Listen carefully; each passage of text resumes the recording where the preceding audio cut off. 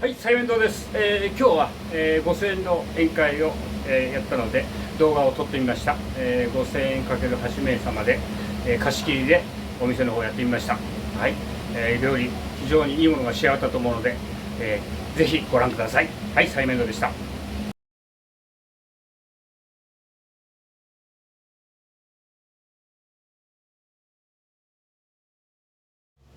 はい、今日は5000円の宴会が入って、貸し切りでやってます。8名様ですね。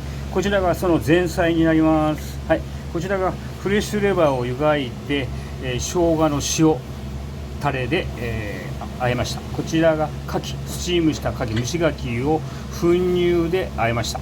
こちらが鴨ですね、和風仕立てですね。でこちらが牛肉を京桜味噌で和えて、下に春雨ですね、太白で和えた春雨をひいてあります。